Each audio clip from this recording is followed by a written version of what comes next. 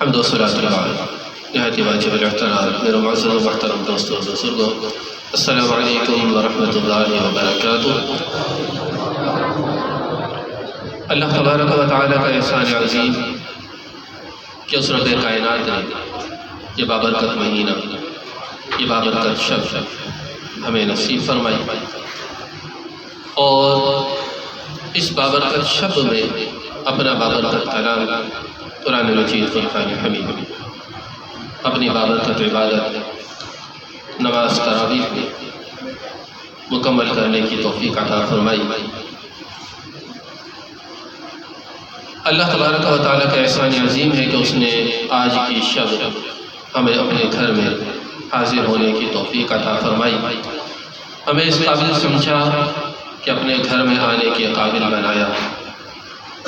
یہ اس رب کائنات کا احسان ہے، نہیں تو انسان اس قدر خطا کار ہے، سیاہ کار ہے، بدکار ہے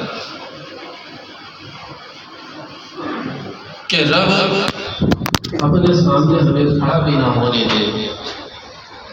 ہمارے ایسے اعمال نہیں، لیکن اس کے باوجود اس نے گھر میں آنے کی ہمیں توفیق عطا فرمائی، تو یہ اس کا احسان عظیم ہے۔ احسان قدر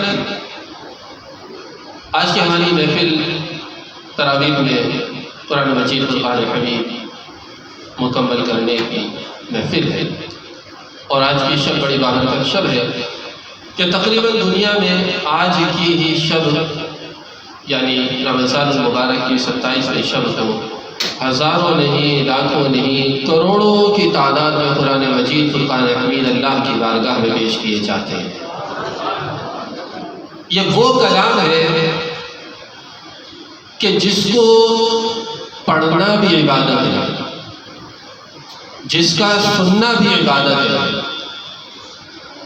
جس کا ہاتھ میں اٹھانا بھی عبادت ہے، جس کا اگر کوئی پڑھ نہیں سکتا اگر وہ دیکھ لیتا ہے تو اسے بھی اللہ تبارک و تعالیٰ جو ثواب عطا فرماتا ہے۔ دنیا میں اور کوئی ایسی کتاب نہیں کہ جس کو یہ مقام و مرتبہ حاصل ہو کہ جس کو دیکھنے سے بھی ثواب ملتا ہو، جس کو چھونے سے بھی ثواب ملتا ہو، جس کو پڑھنے سے بھی ثواب ملتا ہو، جس کو سننے سے بھی ثواب ملتا ہو۔ یہ صرف اور صرف اعجاز ہے تو قرآن مجید فرقان حمید کا اعجاز ہے۔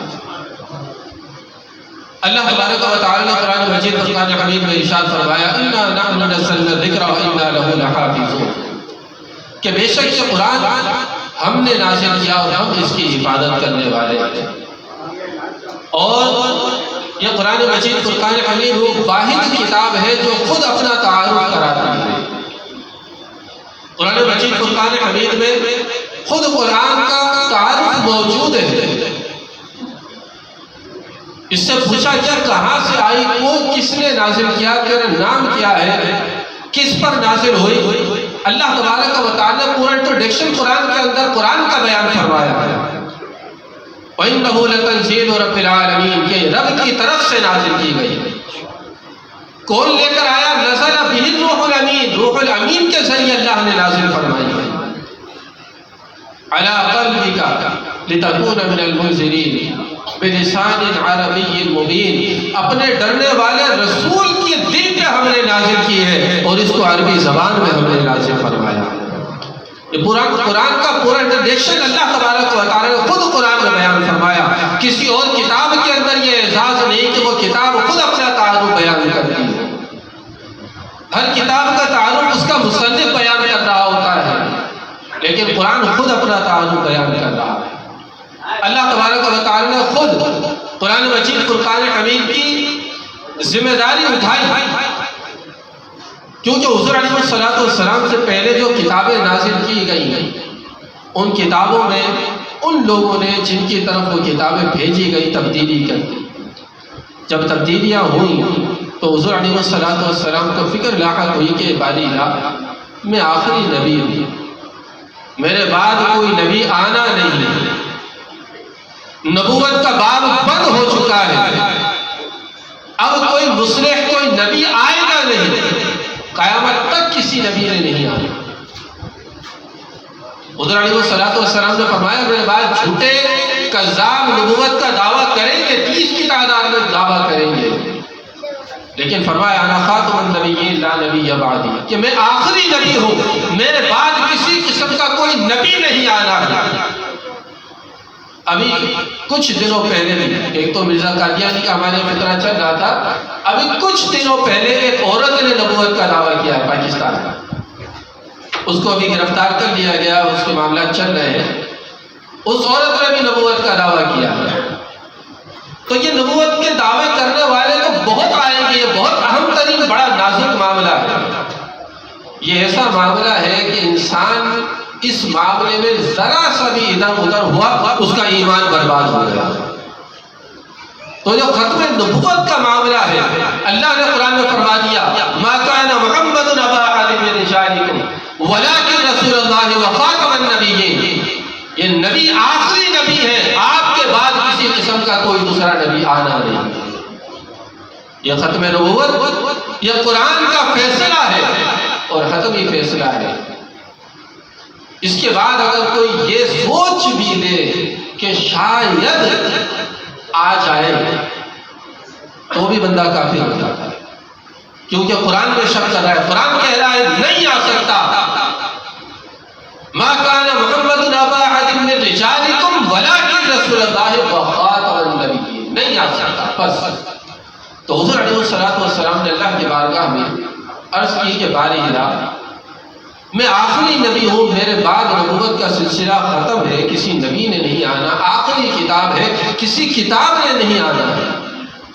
اگر اس میں بھی تبدیلیاں ہو گئی، قرآن میں بھی تحریف کر دی گئی پچھلی کتابوں کی طرح،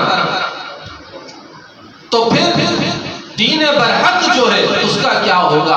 اللہ تبارک و تعالی نے فرمایا اے محبوب پریشان نہ ہو، انا نحن نزلنا الذکر وانا له لحافظون، اے میرے محبوب ہم نے اس قرآن کو نازل کیا ہے، ہم ہی اس کی حفاظت کرنے والے ہیں، آپ پریشان نہ ہو۔ اس قرآن کی عالم یہ ہے کہ اللہ نے قرآن کے اندر ارشاد فرمایا لو انزلنا هذا القرآن على جبل لرأيته خاشعا متصدعا من خشیۃ اللہ، اگر اس قرآن کو ہم پہاڑ پہ نازل کر دیتے، اس کی ہیبت سے پہاڑ ریزہ ریزہ ہو جاتا، فنا ہو جاتا، تباہ ہو جاتا، برباد ہو جاتا۔ اے محبوب پریشان نہ ہو، اس کی خشیت کا عالم اپنی جگہ پر ہے، لیکن تمہارے امتی پر اتنا آسان کر دیں گے کہ بچے کے دل میں اس کو ہم بسا دیں گے، بچے کے دل میں بسا دیں گے۔ آج آپ کو 10 سال کا، 12 سال کا، 13 سال کا، 14 سال کا حافظ قرآن مل جائے گا، اور کسی کتاب کو یہ شرف یہ اعزاز حاصل نہیں ہے کہ بچے کو قرآن کا حافظ مل جائیں گے، لیکن کسی دوسری کتاب کا حافظ آپ کو اتنی آسانی سے نہیں ملے گا۔ کوئی اگر ایک آدھ ہوا تو ہوا، یہاں سینکڑوں نہیں، ہزاروں نہیں، لاکھوں نہیں، کروڑوں کی تعداد میں پوری دنیا میں آپ کو حافظ قرآن مل جائیں گے۔ یہ قرآن کا اعزاز ہے، اور اللہ تبارک و تعالی نے یہ مقام اور یہ شرف عطا فرمایا حفاظ کرام کو۔ یہ کوئی عام بات نہیں ہے حافظ قرآن ہونا، یہ اللہ کی کتاب کی حفاظت کرنا، یہ کوئی چھوٹی موٹی بات نہیں ہے، کوئی چھوٹا موٹا شرف نہیں ہے، یہ اللہ کی کتاب کی، اس کی دین کی حفاظت کر رہے ہیں۔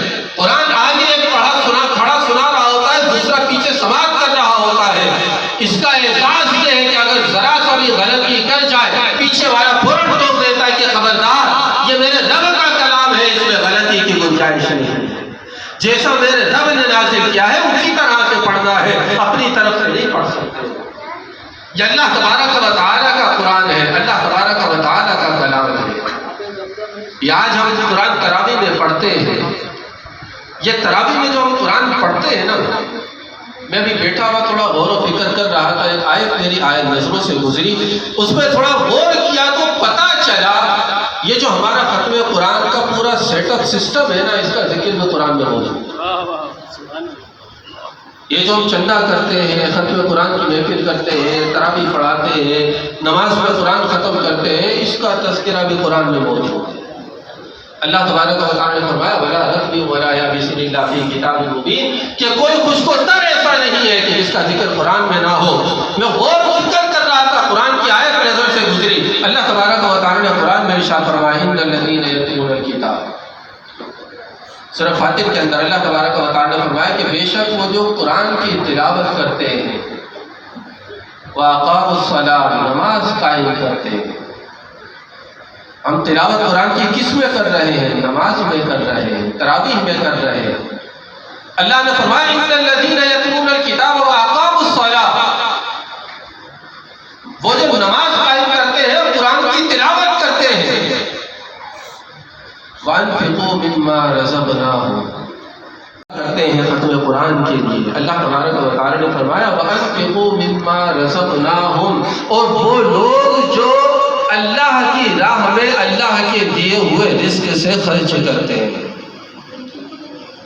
جو 27ویں شب کی صدا لگتی ہے نا، 26واں روزہ 27ویں شب،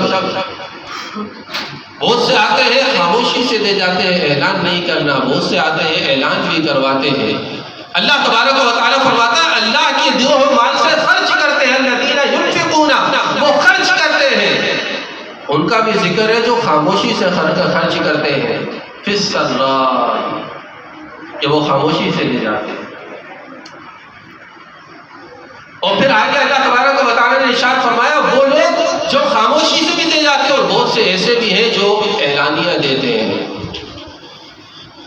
اللہ تبارک و تعالیٰ قرآن کے اندر ارشاد فرما رہا ہے وَأَنفِقُوا مِمَّا رَزَقْنَاكُمْ سِرًّا وَعَلَانِيَةً. آگے اللہ تبارک و تعالیٰ نے بڑا پیارا جملہ ارشاد فرمایا تمام لوگوں کے لیے. ہم کوئی بھی کام کرتے ہیں، کوئی بھی تجارت کرتے ہیں، اس کا کوئی نہ کوئی مقصد ہوتا ہے. اور مقصد کیا ہوتا ہے کہ کچھ نہ کچھ مال و زر مل جائے، کوئی دنیاوی مفاد مل جائے، کچھ نہ کچھ فائدہ حاصل ہو جائے. انسان تجارت کرتا ہے اس لیے کہ کچھ نہ کچھ فائدہ حاصل ہو جائے، کچھ نہ کچھ مال و زر مل جائے. لیکن ہر تجارت میں نفع اور نقصان کا پہلو یہ لازمی ہے. اگر نقصان کا پہلو نہ ہو، صرف نفع کا پہلو ہو، ایسا کاروبار حرام ہے. ایسا کاروبار جس میں نقصان کا پہلو ہو ہی نہیں، انسان سوچ لے مجھے اس میں نقصان ہے ہی نہیں، فائدہ ہی فائدہ ہے، تو ایسا کاروبار یہ حرام ہے. ہر کاروبار میں یا تو فائدہ اور نقصان برابر ہوتے ہیں یا تھوڑا آگے پیچھے ہوتا ہے. فائدہ اور نقصان کے دونوں پہلو ہوتے ہیں. لیکن اللہ تبارک و تعالیٰ نے یہاں اس چیز کے متعلق ارشاد فرمایا کہ وہ لوگ جو اللہ کی راہ میں خرچ کرتے ہیں سرًّا وعلانیہ، چھپ کر خرچ کرتے ہیں یا اعلانیہ طور پر خرچ کرتے ہیں. اللہ تبارک و تعالیٰ نے ارشاد فرمایا وَيَدْرَؤُونَ بِالْحَسَنَةِ السَّيِّئَةَ اولئک لهم عقبی الدار. ایسے ہی آئے اللہ تبارک و تعالیٰ نے ارشاد فرمایا یہ وہ لوگ ہیں کہ جو مجھ سے تجارت کرتے ہیں اور ایسی تجارت کرتے ہیں جس میں کوئی نقصان ہی نہیں. یہ جو ہم تراویح پڑھ رہے ہیں، ختم قرآن کی محفل سجا رہے ہیں، چندہ کر رہے ہیں، سب کچھ کر رہے ہیں، لوگ اپنا مال خرچ کر رہے ہیں، اللہ کی راہ میں تجارت کر رہے ہیں. اللہ تبارک و تعالیٰ نے فرمایا کہ یہ ایسی تجارت ہے کہ اس کے اندر کسی قسم کا نقصان ہی نہیں ہے. بارے الہ کیسا نقصان نہیں ہے؟ اے بندے نہ دنیا میں کوئی نقصان ہے نہ آخرت میں نقصان ہے. دنیا میں نقصان کیسا نہیں ہے؟ اللہ تبارک و تعالیٰ فرماتے ہیں دنیا میں تجھے ایک کے بدلے 10 عطا کروں گا، جب مر کر میرے پاس آئے گا تجھے ایک کے بدلے 70 گنا بلکہ اس سے زیادہ عطا کروں گا، میں اس سے زیادہ عطا کروں گا. یہ ایسا فائدے کا جو سودا ہے کہ نہ یہاں نقصان ہے نہ وہاں نقصان ہے. تو انسان سوچے کہ یہ کتنے فائدے والی چیز ہے، کتنے فائدے والا جو ہے یہ کاروبار سودا ہے اللہ کی بارگاہ. اور یہ ایسے ہی کوئی چھوٹی موٹی چیز ہے، چھوٹا موٹا اعزاز نہیں ہے. اللہ تبارک و تعالیٰ کے پیارے محبوب کریم صلی اللہ علیہ وسلم نے ارشاد فرمایا کہ جو حافظ قرآن ہے نا، حافظ قرآن، اس سے بغض اور عداوت رکھنے والا وہ ایسا ہے گویا مجھ مصطفیٰ سے بغض و عداوت رکھنے والا ہے. اور جو ان سے محبت کرنے والا ہے گویا مجھ مصطفیٰ سے محبت کرنے والا ہے. یہ اتنا بڑا شرف، اتنا بڑا اعزاز ہے. تو کیوں نہ ہر کسی کو یہ اعزاز حاصل کرنا چاہیے. کوشش کریں اگر گھر میں ہمارے 4 یا 2 یا 3 بچے ہیں ان میں کسی ایک کو حافظ قرآن لازمی بنائیں تاکہ کل قیامت کے دن بھی ہمارے کام آ سکے. اور دنیا میں بھی تو فائدہ تو ہے ہی ہے ہر طرح سے. آخرت میں بھی ہمارے کام آئیں گے، کیونکہ حضور علیہ السلام نے ارشاد فرمایا کہ حافظ قرآن جب کل قیامت میں آئیں گے، اللہ تبارک و تعالیٰ فرمائے گا کہ جس طرح دنیا میں قرآن پڑھتا تھا اسی طرح قرآن پڑھتا جا اور جنت کی سیڑھیاں چڑھتا جا۔ وہ قرآن پڑھنا شروع کرے گا، جنت کے درجات چڑھنا شروع کرے گا، سورہ فاتحہ سے الحمدللہ رب العالمین سے پڑھنا شروع کرے گا، اور من الجنت والناس تک جتنا سفر طے کرے گا اللہ تبارک و تعالیٰ فرمائے گا جا ساری کی ساری جنت تجھے عطا فرما دی، ساری کی ساری جنت تجھے عطا فرما دی۔ اتنا شرف، اتنا مقام، اتنا مرتبہ اللہ تبارک و تعالیٰ نے عطا فرمایا ہے۔ تو اپنے بچوں کو یہ شرف دلوائیں تاکہ کل قیامت کے دن ہمیں یہ اعزاز حاصل ہو سکے۔ اللہ تبارک و تعالیٰ نے یہ اتنی پیاری محفل سجانے کی ہمیں توفیق عطا فرمائی ہے اور اتنی پیاری شب عطا فرمائی ہے، تو کوشش کریں اس شب کو بیدار کریں، اللہ تبارک و تعالیٰ کی بارگاہ میں حاضر ہو جائے، اللہ تبارک و تعالیٰ کی بارگاہ میں حاضر ہو کر اپنے لیے مغفرت کے پروانے حاصل کریں، اس شب کو ادھر ادھر ضائع نہ کریں۔ ابھی یہ محفل جو ہے ہمارے ختم قرآن کی جیسے ہر سال ہوتی ہے وہ چلے گی، پھر اس کے بعد انشاءاللہ العزیز ہماری صلاۃ التسبیح انشاءاللہ ٹھیک 1 بجے جو ہے ادا کریں گے، انشاءاللہ العزیز ٹھیک 1 بجے جو ہے صلاۃ التسبیح ادا کریں گے، پھر اس کے بعد دوسری نشست ہماری جیسے ہر سال چلتی ہے وہ دوسری نشست چلے گی، تو اس میں بھی لازمی طور پر شرکت فرمائیں۔ اللہ تبارک و تعالیٰ کی بارگاہ میں دعا ہے کہ اللہ تبارک و تعالیٰ یہ محفل اپنی بارگاہ میں قبول فرمائے، اور وہ لوگ جنہوں نے اس محفل میں تعاون کیا اللہ تبارک و تعالیٰ سب کے تعاون کو اپنی بارگاہ میں شرف قبولیت عطا فرمائے، اور سب کو اپنی شان کے مطابق اجر عظیم عطا فرمائے۔ اللہ تبارک و تعالیٰ ہم سب کا حامی ناصر، وما علینا الا البلاغ۔